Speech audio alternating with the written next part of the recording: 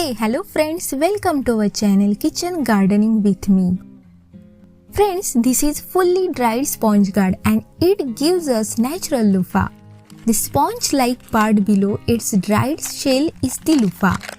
Many still do not know how the luffa is formed. They still think that luffa is made up of sea animals, but it's not.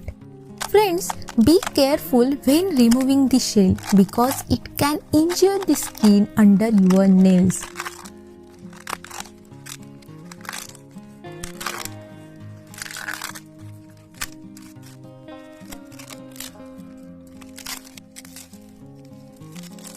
So this is natural luffa.